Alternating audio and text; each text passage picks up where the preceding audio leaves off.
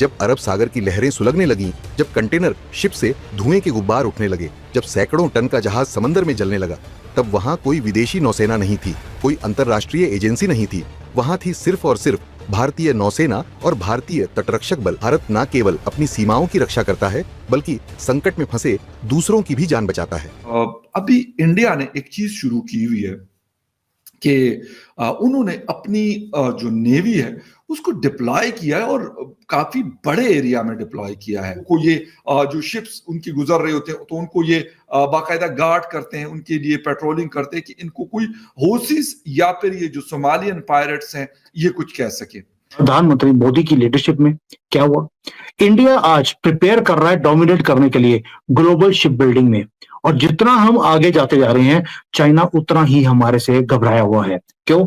अब आपको दुनिया भर में जो शिप्स हैं वो भारत की बनाई हुई दिखती हैं कई जगह पर। हिंदुस्तान के बारे में वर्ल्ड बैंक की जो रिपोर्ट है उसमें उन्होंने बताया है कि लोगों को गुर्बत से निकाला है हिंदुस्तान ने पिछले 10 सालों में, और उन्होंने इसके बारे में पूरी एक रिपोर्ट जो है वो जारी की है कि किस तरह से हिंदुस्तान जो है वो तरक्की के जीने तय करता हुआ तेजी से आगे बढ़ रहा है। इसके इंडिया अपना इन्फ्लुएंस, एक तो उनका एक पॉलिटिकल इन्फ्लुएंस पूरे वर्ल्ड में है, लेकिन जो सी के ऊपर है, जिस तरह अमेरिकन नेवी करती है, जिस तरह की चाइनीज नेवी करती है या फिर ब्रिटिश नेवी करती है, उससे आगे बढ़कर इस पूरे एरिया को एक वो सिक्योर करते हैं। जय हिंद दोस्तों, इंडियन नेवी का एक और कारनामा। दरअसल अरब सागर में जलते हुए शिप से 18 क्रू मेंबर्स को इंडियन नेवी ने बचा लिया है।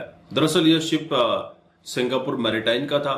आईएनएस सूरत और आईएनएस गरुड़ा ने इसमें बहुत बड़ी भूमिका निभाई और जलते हुए शिप से लोगों को रेस्क्यू कर एग्जाम्पल दिया कि हम अपनी ही नहीं दूसरों की भी जान बचाते हैं, और इससे वसुधैव कुटुंबकम का संदेश पूरे विश्व में फैल रहा है। कोच्चि से रक्षा प्रवक्ता ने बताया कि आईएनएस सूरत जैसे वॉरशिप को तुरंत मोड़ दिया गया। आईएनएस गरुड़ से डोर्नियर एयरक्राफ्ट भेजा गया। कोस्ट गार्ड की फास्ट बोट्स और एयरक्राफ्ट घटनास्थल की ओर रवाना कर दिए गए। कोई और देश होता तो सोचता ये तो सिंगापुर का जहाज है, हमारी जिम्मेदारी नहीं, लेकिन भारत ने वही किया जो एक वसुधैव कुटुंबकम वाले देश से उम्मीद की जाती है। हमने देखा कि अभी इंडिया ने एक चीज शुरू की हुई है कि उन्होंने अपनी जो नेवी है उसको डिप्लॉय किया है और काफी बड़े एरिया में डिप्लॉय किया है। न सिर्फ ये कि जो ओसीज हैं जो यमन में है, न सिर्फ वहां पर, बल्कि जो वेस्ट अफ्रीकन कंट्रीज है, सोमालिया और उसके एरिया में जो इंटरनेशनल वाटर है, एक गेटवे है, एक पूरा रास्ता है आपका इंडियन ओशन से होता हुआ ऊपर की तरफ जाता है, वहां तक वो एक मैं ये कह सकता हूं कि एक पेट्रोलिंग फोर्स उन्होंने डिप्लॉय की है। और ये शिप शायद 11 या 12 शिप्स उनके मुख्तलिफ पॉइंट्स पे उन्होंने लगाए हैं।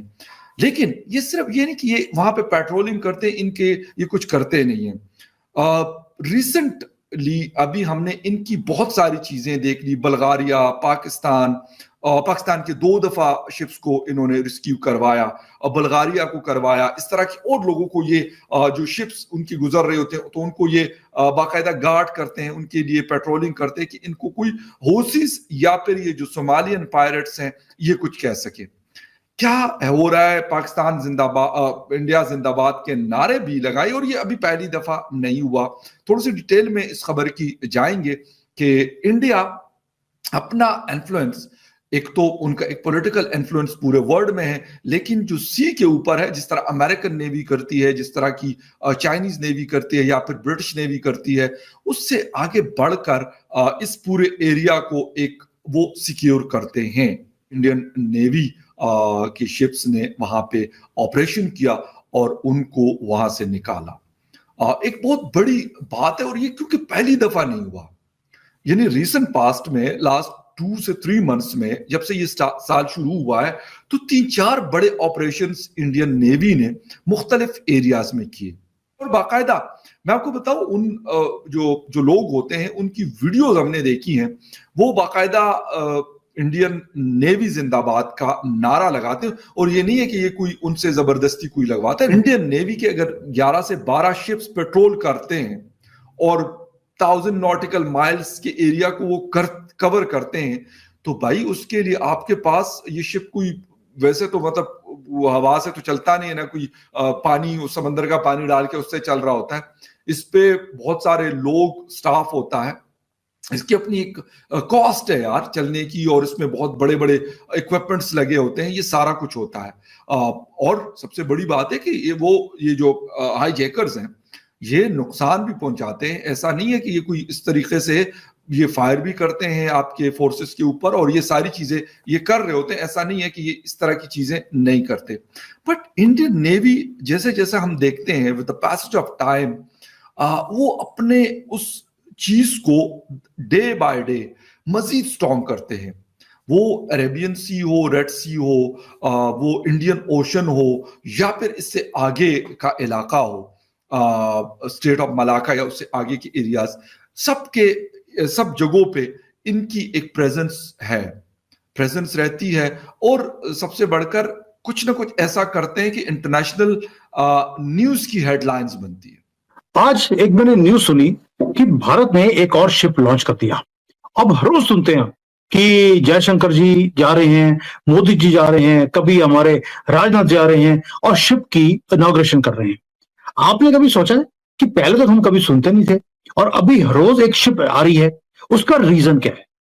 ये फॉरगॉटन वाटर्स, वहां से हम एक global ship building power house बनते कैसे जा रहे हैं? भाई आपको याद होगा, कई एक टाइम था जब ओशन वो हमारा होता था।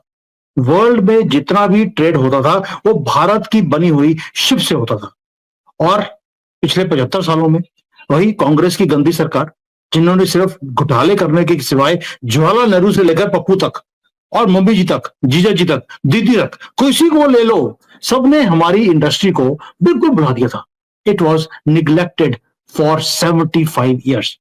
और अब भारत ने अपनी जो जगह थी वो दोबारा से रिक्लेम करनी शुरू करी है। दोस्तों, वहीं दूसरी तरफ भारत लगातार अपनी इंडियन नेवी को मजबूत करने में लगा है। दरअसल कल ही एक नए शिप का उद्घाटन किया गया और आए दिन आप देखते हैं अलग अलग शिप उद्घाटन होते हैं और इंडियन नेवी को सौंप दिए जाते हैं। और इंडियन नेवी ने एक नेट सिक्योरिटी प्रोवाइडर की भूमिका काफी अच्छे से निभाई है। अरब सागर में कहीं पर भी कोई कैजुअलिटी हो जाए, कोई फंस जाए, किसी भी तरह की कोई आवश्यकता हो सिक्योरिटी की, तो ये डेफिनेटली इंडियन नेवी वहां पर दौड़े दौड़े उल्टे पांव पहुंच जाती है। और इससे पूरा संदेश जाता है दुनिया को कि अगर आपको कोई इश्यू है तो आप हमसे बात करें, नेट सिक्योरिटी प्रोवाइडर हम हैं। और वहीं भारत शिप बिल्डिंग में भी काफी तेजी से ग्रो कर रहा है। जिस तरह से डिफेंस के क्षेत्र में ग्रो कर रहा है, उसी तरह से शिप बिल्डिंग में भी भारत अपना नाम कमा रहा है। दोस्तों, आप क्या सोचते हैं भारत के इस कारनामे के बारे में? जरूर कमेंट करें। चैनल पर नए हैं, चैनल को सब्सक्राइब करना मत भूलिएगा।